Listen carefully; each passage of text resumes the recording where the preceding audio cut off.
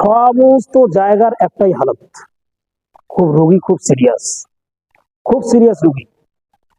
আর সমস্ত স্টেজে স্টেজে যে ডাক্তারগুলো বসে আছে, ফেক ডাক্তার, ফেকু ডাক্তার বসে আছে। ডাক্তারের ডিগ্রি নাই, ডাক্তারি সার্টিফিকেট নিয়ে বসে আছে। আর যিনি রোগী, যিনি তার কাছে যাচ্ছে, ওনার কাছে তো সেরকম শিক্ষা নাই, সেরকম উনি বোঝে না। উনি যায় রোগীর কাছে, ভিতরে ব্যথা হচ্ছে ক্যান্সারের, আর ডাক্তারে গ্যাস্ট্রিকের ট্যাবলেট দিচ্ছে, কিছুক্ষণ সময়ের জন্য ব্যথা থামছে, কিছুক্ষণ সময়ের জন্য ব্যথা থামছে, আবার ব্যথা শুরু হয়, আবার যায়, দিচ্ছে গ্যাস্ট্রিকের ব্যথার ওষুধ বা অন্যান্য মেডিসিন দিচ্ছে ব্যথা থামার জন্য।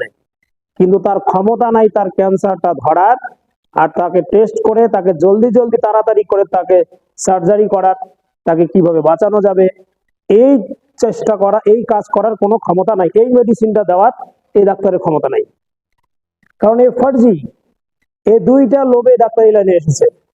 এক, দৌলত, টাকা আর সম্মান, টাকা আর সম্মান।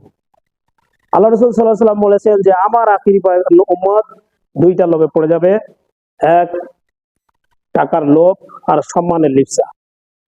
এই দুইটা যে আমার উম্মতকে এমন ভাবে গোমরা করে ফেলবে যে তারা আলেম তো হবে, বড় বড় ডিগ্রি, বড় বড় ট্যাগ লাগা থাকবে, পাগড়ি থাকবে, বেহতরিন পোশাক থাকবে, ট্যাগ থাকবে, বড় বড় ট্যাগ, কিন্তু এরা সঠিক দাওয়াটা দিতে পারবে না।